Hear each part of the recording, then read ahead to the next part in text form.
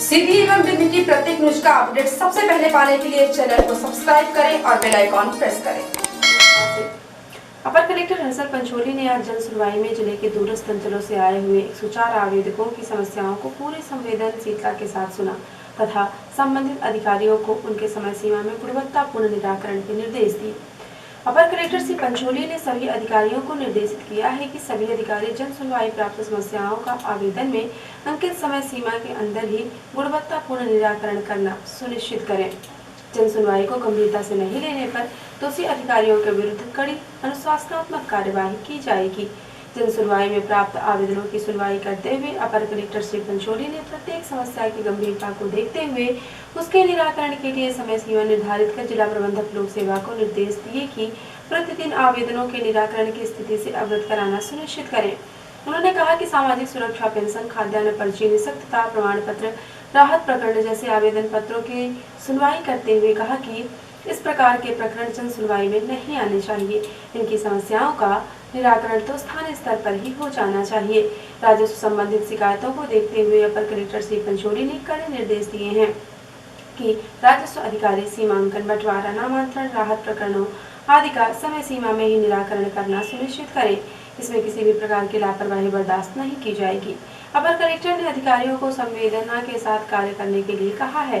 उन्होंने निर्देश दिए हैं कि पात्र हितग्राहियों को सहज एवं सुगम रूप से शासन की जन कल्याणकारी योजनाओं से लाभान्वित करें, गरीब, वंचित एवं असहाय लोगों की आगे आकर मदद करें तथा उनकी समस्याओं को प्राथमिकता के आधार पर निराकृत किया जाना सुनिश्चित करें। जन सुनवाई में मुख्य कार्यपालन जिला पंचायत आर के शुक्ला, अन्य विभाग के अधिकारी को पद्मनाभ श्रीरामन मिश्रा सहित समस्त जिला स्तरीय अधिकारी उपस्थित रहे। 2 फरवरी को सीधी जिले में महात्मा गांधी नरेगा का स्थापना दिवस के रूप में ग्राम पंचायतों में मनाया गया। इस दौरान हर हाथ को काम अभियान में किए जाने वाले कार्यों की जानकारी उपस्थित ग्रामवासियों को रोजगार चौपाल के माध्यम से दी गई। ग्राम पंचायत में उपस्थित अधिकारी एवं कर्मचारी, सचिव और ग्राम रोजगार सहायक द्वारा महात्मा गांधी नरेगा के कार्य, लाभ, मजदूरी दर एवं लक्षित हितग्राही की जानकारी बताई गई। साथ ही काम की मांग का आवेदन प्राप्त किया गया। प्रत्येक माह की 2 तारीख को रोजगार चौपाल का आयोजन होगा। इस दौरान श्रमिक का जॉब कार्ड सत्यापन, खाता सत्यापन का कार्य भी किया जाएगा। सेल्फ ऑफ प्रोजेक्ट में सभी पात्र हितग्राही को शामिल कर उप योजनाओं के लाभ से जोड़ा जाएगा। पुलिस जनसंवाद की कड़ी को आगे बढ़ाते हुए पुलिस अधीक्षक पंकज कुमावत आज थाना जमोड़ी अंतर्गत ग्राम पंचायत पनवाचा मनचोला, तत्पश्चात थाना कोतवाली अंतर्गत ग्राम पंचायत जोगीपुर पहुंचे एवं कार्यक्रम को संबोधित किया। कार्यक्रम में उप पुलिस अधीक्षक महिला प्रकोष्ठ थाना जमोड़ी तथा कोतवाली के थाना प्रभारी, दोनों ग्रामों के सरपंच, सचिव, गणमान्य नागरिक तथा आम जनता मौजूद रही। कार्यक्रम में पुलिस अधीक्षक ने जनता से रूबरू होते हुए उनसे उनके क्षेत्र में पुलिस कार्य प्रणाली की जानकारी ली तथा उनसे उनकी समस्याएं जानी। पुलिस अधीक्षक ने कहा कि सीधी पुलिस सीधी से अपराध की जड़ को जड़ से खत्म करने हेतु पूर्णतः प्रतिबद्ध है। यदि आपके आसपास कहीं भी अवैध शराब का विक्रय हो रहा है तो ग्राम पंचायत के प्रबुद्ध जनों के साथ मिलकर उस पर अंकुश लगवाएं। यदि वह आरोपी फिर भी नहीं मानता तो आप पुलिस को सूचित करें तथा यदि आप नहीं चाहेंगे तो आपका नाम सार्वजनिक नहीं किया जाएगा। नशा पूरे समाज के लिए महामारी की तरह है, इसीलिए यदि आपके क्षेत्र में कहीं भी अवैध रूप से नशीले पदार्थों, दवाइयों का विक्रय किया जा रहा हो तो उसकी सूचना आप पुलिस को दें। इसके पश्चात पुलिस अधीक्षक ने कहा, अवैध रूप से रेत का उत्खनन हो रहा हो उसके बारे में भी पुलिस को सूचित कर आप उस पर प्रतिबंध लगा सकते हैं। आजकल कई चिटफंड कंपनी हमारे आसपास घूम रही हैं जो कम समय में ज़्यादा ब्याज, पैसे 2 गुना जैसे तमाम प्रलोभन देकर आपके पैसा हड़प कर रफूचक्कर हो जाती हैं। ऐसी कंपनियों में पैसे निवेश करने से बचें तथा यदि आप ऐसे किसी मामले में फंस चुके हैं तो उसका आवेदन पुलिस अधीक्षक कार्यालय में दें। हमने हजारों व्यक्तियों के चिटफंड में फंसे पैसे वापस करवाए हैं। इसके पश्चात माननीय मुख्यमंत्री महोदय द्वारा चलाए गए अभियान सम्मान के बारे में पुलिस अधीक्षक ने बताया। अपने आसपास की महिलाओं एवं बच्चों की सुरक्षा करें, उन पर कुदृष्टि डालने वालों के विरुद्ध आवाज उठाएं। समाज का असली हीरो वही होता है जो समाज की नारियों की सुरक्षा हेतु आगे आता है। अपने घर गांव के बूढ़े एवं बुजुर्गों का सम्मान करें। अंत में पुलिस अधीक्षक कार्यक्रम क्षेत्रों के बीट अधिकारी, संबंधित क्षेत्र के थाना प्रभारी, उप पुलिस अधीक्षक महिला प्रकोष्ठ तथा स्वयं के मोबाइल नंबर सभी को बताकर कहा कि यदि आपको कोई समस्या होती है तो पहले आप अपने थाने में संपर्क करें। उसके पश्चात यदि आपकी सुनवाई ना हो तो आप उप पुलिस अधीक्षक महोदय, अतिरिक्त पुलिस अधीक्षक महोदय तथा मुझसे संपर्क करके अपनी समस्या से अवगत करा सकते हैं। हम तत्काल आपकी समस्या का समाधान करने का प्रयास करेंगे।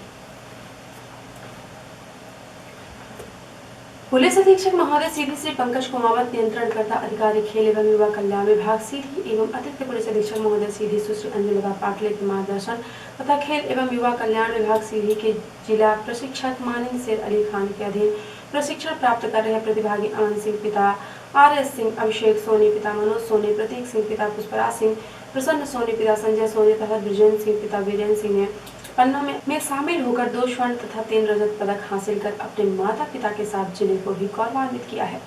6वें सीनियर वुशु चैंपियनशिप 2020-21 का आयोजन पन्ना में किया गया था, जिसे जिला सीधी से 5 प्रतिभागियों ने हिस्सा लिया, जिसमें ब्रिजेंद्र सिंह पिता वीरेंद्र सिंह के अंडर 70 किलो के गोल्ड मेडल, प्रसन्न सोनी पिता संजय सोनी ने 84 किलो वर्ल्ड में गोल्ड मेडल, क्रमशः अमन सिंह पिता RS सिंह, अभिषेक सोनी पिता मनोज सोनी, प्रतीक सिंह पिता पुष्पराज सिंह ने रजत पदक हासिल कर अपने माता पिता के साथ साथ सीधी जिले का नाम भी रोशन किया है। प्रशिक्षणार्थियों को समय समय पर पुलिस अधीक्षक सीधी, अतिरिक्त पुलिस अधीक्षक सीधी का मार्गदर्शन मिलता रहता है, जिसके चलते जिला सीधी से शामिल 5 में से 5 प्रतियोगियों ने पदक हासिल किया। पुलिस अधीक्षक सीधी ने सभी को बधाई एवं उज्जवल भविष्य की कामना की है। रोको टोको ठोको क्रांतिकारी मोर्चा के संयोजक उमेश तिवारी ने एक विज्ञप्ति जारी करके कहा है कि केंद्र सरकार द्वारा प्रस्तुत किए गए 34 लाख करोड़ रुपए के बजट में अपनी प्रतिक्रिया में कहा है कि नरेंद्र मोदी सरकार द्वारा जो बजट पेश किया गया है उसने साबित किया है कि मोदी सरकार को आम भारतीयों की चिंता कतई नहीं है। मोदी सरकार मात्र 5 उद्योगपतियों की सरकार है। पेश किए गए बजट में गैस पाइपलाइन, नई रेलवे लाइन, सड़क, एयरपोर्ट, स्वास्थ्य सेवाएं, स्टील कारखाने को बेचने को कहा गया है। सब कुछ बेचकर 2.25 लाख करोड़ रुपए प्राप्त करना जनमोहनमुखी सरकार का काम तो नहीं हो सकता। घर की संपत्ति बेचकर बढ़िया गाड़ी खरीद कर मौज करने को विकास नहीं कहा जा सकता। आगे उमेश तिवारी ने कहा कि केंद्र सरकार का बजट किसानों को निराश किया है। किसान को उम्मीद थी कि सरकार किसानों की संपूर्ण कर्जा मुक्ति तथा सभी कृषि उत्पादों का लागत से 1.5 गुना दाम पर खरीदी की कानूनी गारंटी का प्रावधान बजट में किया जाएगा, परंतु सरकार ने दोनों ही योजनाओं के लिए बजट में कोई प्रावधान नहीं किया है। सरकार ने फिर से एक बार झूठ बोला है कि देश में लागत से 1.5 गुना दाम पर खरीद की जा रही है, जबकि गेहूं और धान भी पूरे देश में समर्थन मूल्य पर नहीं खरीदा जा रहा है। शेष कृषि उत्पादों के समर्थन मूल्य पर खरीद दूर की बात है।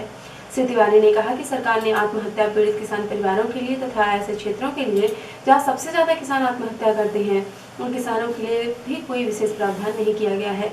इसी तरह सरकार द्वारा खेतीहर मजदूर को रोजगार गारंटी देने के लिए मनरेगा में कृषि क्षेत्र के बजट में कोई प्रावधान नहीं किया गया है।